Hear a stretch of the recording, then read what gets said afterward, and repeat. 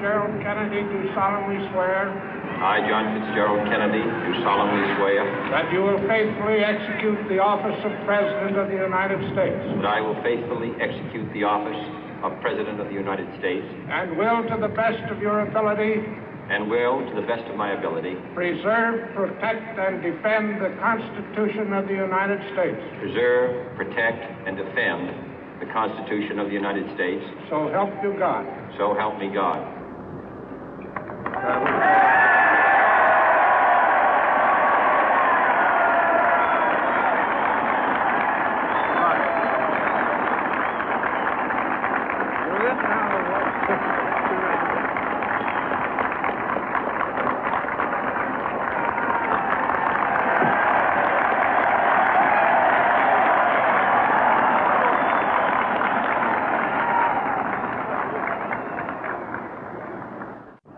Vice President Johnson, Mr. Speaker, Mr. Chief Justice, President Eisenhower, Vice President Nixon, President Truman, Reverend clergy, fellow citizens. We observe today not a victory of party, but a celebration of freedom, symbolizing an end as well as a beginning, signifying renewal as well as change. For I have sworn before you and Almighty God the same solemn oath our forebears prescribed nearly a century and 3/4 ago. The world is very different now, for man holds in his mortal hands the power to abolish all forms of human poverty and all forms of human life.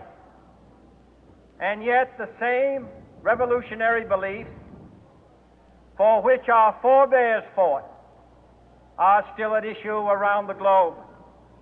The belief that the rights of man come not from the generosity of the state, but from the hand of God. We dare not forget today that we are the heirs of that first revolution. Let the word go forth from this time and place to friend and foe alike that the torch has been passed to a new generation of Americans born in this century, tempered by war, disciplined by a hard and bitter peace, proud of our ancient heritage, and unwilling to witness or permit the slow undoing of those human rights to which this nation has always been committed and to which we are committed today at home and around the world.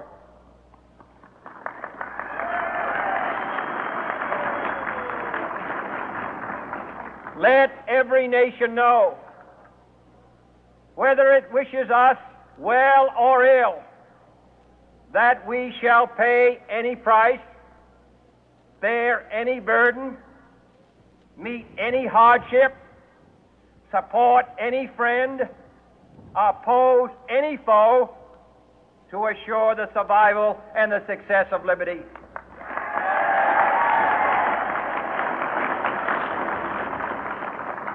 This much we pledge and more. To those old allies whose cultural and spiritual origins we share, we pledge the loyalty of faithful friends. United, there is little we cannot do in a host of cooperative ventures.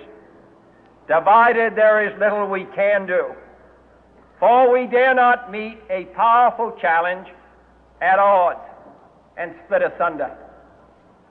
To those new states whom we welcome to the ranks of the free, we pledge our word that one form of colonial control shall not have passed away, merely to be replaced by a far more iron tyranny.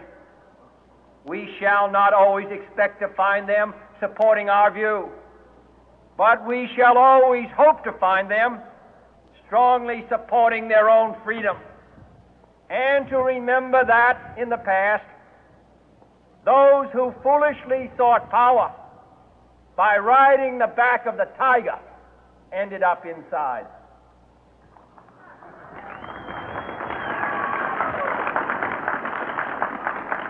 To those people in the huts and villages of half the globe struggling to break the bonds of mass misery, we pledge our best efforts to help them help themselves for whatever period is required, not because the communists may be doing it, not because we seek their votes, but because it is right. If a free society cannot help the many who are poor, it cannot save the few who are rich.